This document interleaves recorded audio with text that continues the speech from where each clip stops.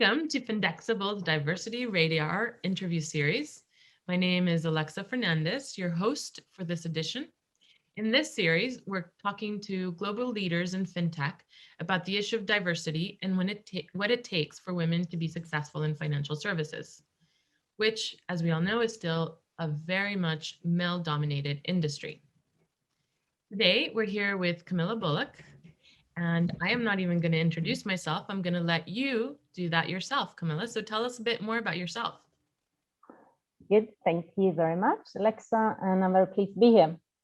So I'm Camilla Bullock. I'm Swedish, living in Australia. I'm a mother of two. I'm an entrepreneur, co-founder, founder, fan of yoga, and busy, I would say. But I've been within the fintech industry or financial data industry since I graduated, and yeah, that was quite a few years ago.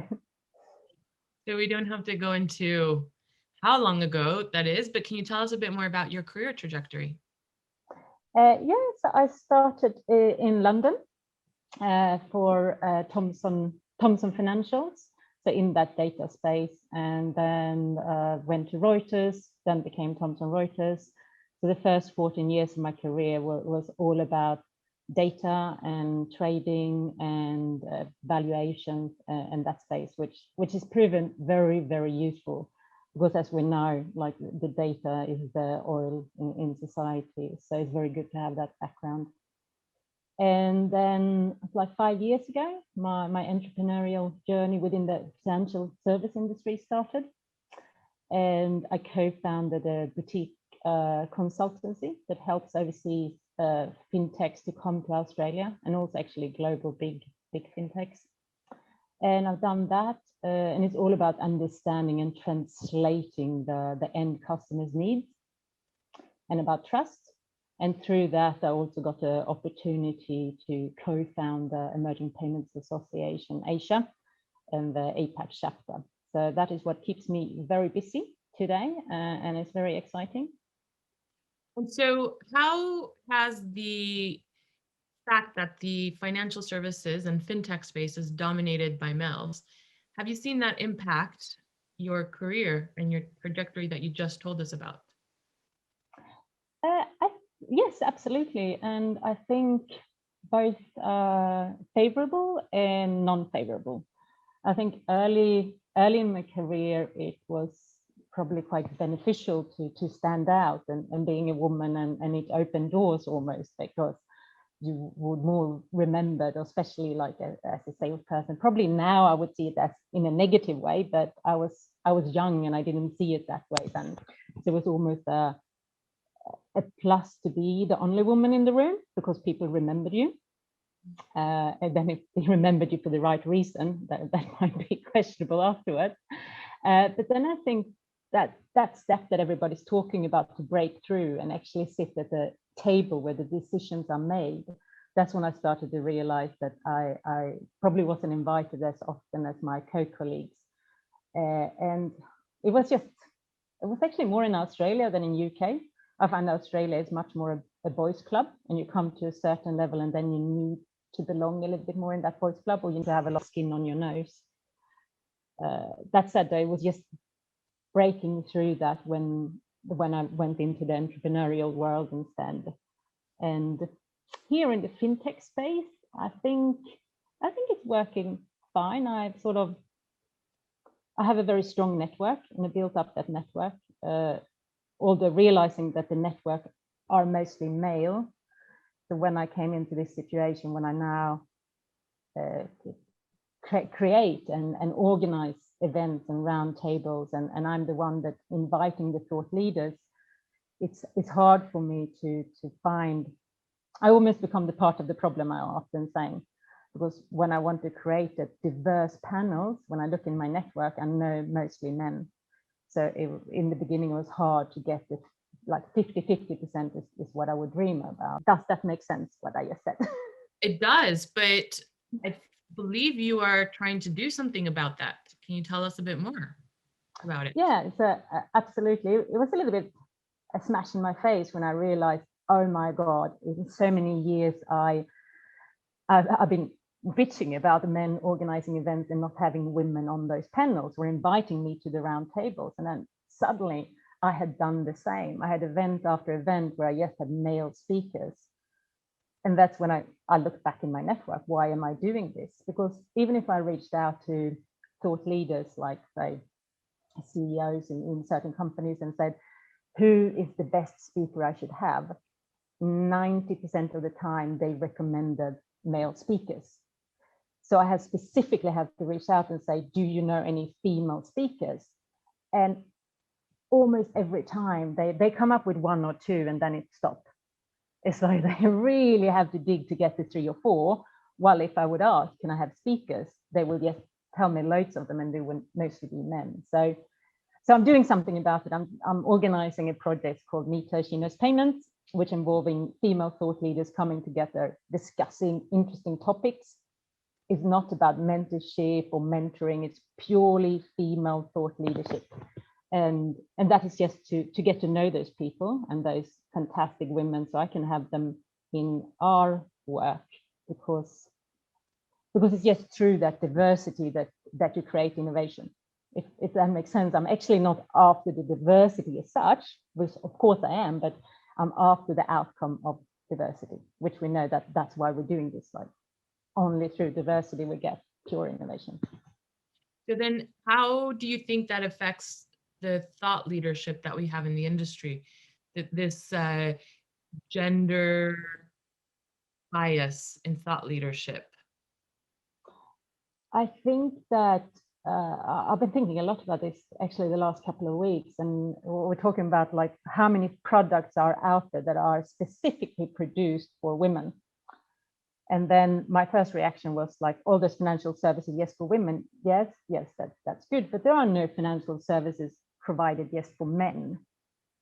But then maybe all those gender neutral services that we say are gender neutral, they mostly were produced by men, and how men are thinking and what men want. So you have a lot of stack that we call gender neutral, but a lot of them are actually fulfilling men's need. And there are certain needs. You can't say that women is one homogeneous group, but we do have some certain needs that I think could be tailored better for. And you see that in research that women are looking and often not fulfilled by the financial service product that's out there.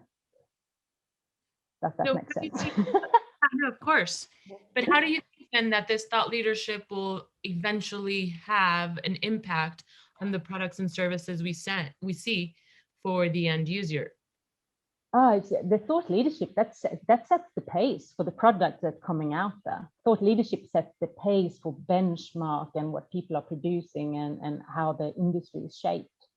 Call it thought leadership or key people of influence. We need to have diversity of who's speaking about how we want the industry to look in the future. I think that's very helpful to understand, because a lot of times people in the industry are very keen to be considered as thought leaders, or companies publish thought leadership pieces, but we don't really highlight the importance of it. And by bringing women into the equation, I think you're hitting a nail on the head of we need to have an end goal in sight, correct? Yeah, and I also think the thought leadership is doing so much, or we call it role models. It's also seeing more women on stage and hearing how they think the industry should look is motivating other women to step up and lean in, to use Shirley Sandberg's phrase, which I absolutely love. But it's also influencing the whole conversation. For example, I ran a lot of roundtables through this project, and it's amazing. The conversation in the roundtable that just has women are so much more centered around financial inclusion than the mixed group. So I deal a lot with those thought leaders in APAC and payments that come into the female roundtables, and we talk 40% about financial inclusion, and it's not as given in the mixed groups. I think that is a feminine touch that is needed when financial inclusion and sustainable finance is on the top of the agenda. Okay. So along those lines, we've seen that COVID-19 has impacted women more than men this past year. Have you noticed that impact on women in fintech, especially? Uh, I guess it's hard to say if it's women in fintech specifically. I would definitely agree that it impacted women more than men. Uh, because if we had homeschooling your kids, it just really hit us. I'm not saying that it's just women who's homeschool the kids, but among my friends and in my household, that was definitely the case. I felt like I aged 10 years in a couple of months. We were in lockdown in Australia. If you look at specifically financial service industry or the space that I am in within payments and digital payments, it became a really busy space because I mean, e-commerce has gone through the roof and cyber has gone through the roof and AML. So there was also high pressure on those companies to act on a wave. So suddenly I worked more than I ever done before on the top of looking after children. And I felt that that was probably more felt in the fintech industry. While if you go into other industry, like service industry, it was the problem of having too little to do. That's very interesting. Then that goes back to what we were talking about, the end user's experience. So women in fintech are working more, but how much of that is actually impacting the final product and those women that have been affected? I wonder if there's something there about the financial services that women in general are receiving and how that's been impacted by COVID. Yeah, I'm just waiting for that true innovation to come because I think there are products that we don't imagine yet.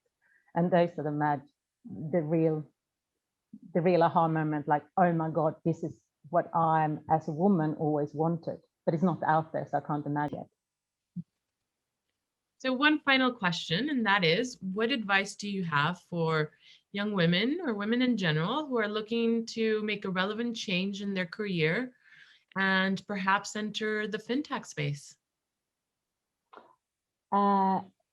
Read up, stay in tune. It's so much out there now. It's so many webinars, it's so many good blogs and so on. So it's very easy to have your fingertips in the knowledge.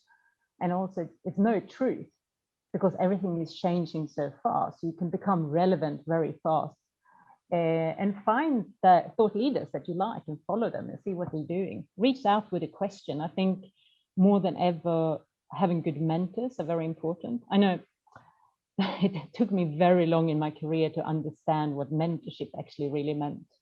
I know I was always like, oh, I wished I had a good mentor. I really wished. And then I was in a networking session or one of those panels when it was 3 amazing women talking about what their mentors had done for them. And I was like, oh shit, I don't have a mentor. Oh, I'm not going to go anywhere. And then I gathered up my confidence to ask a question. And my question was like, so those mentorships you had, were they formal? Were they outspoken? And they actually said, no, they weren't. I just picked this person out and he kept on advising me, or she gave me advice along the way. And I realized, oh my God, I have many mentors. I just thought that mentorship was a formal thing. So go and get yourself your informal mentorship. Ask a question here and there. Don't ask for half an hour. Just ask for 10 minutes. Can I run this by you?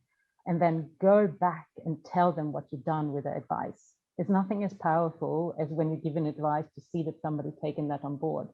And when I see that with mentees or people that I'm coach, it just makes me very happy and proud. And I'll happily take the next question and work with this person. I think that is excellent advice. Follow up is so important. Getting the advice is easy, but then keeping that advice and mentorship going is key. So with that, thank you very much, Camilla. Thank you very much for having me. Thank you to our audience for listening to the Findexible Fintech Diversity Radar interview series. Please follow and like us on our social media platforms. And for more information on the Fintech Diversity Radar, head to our website, Findexible, that's FINDEXABLE.com. Thank you.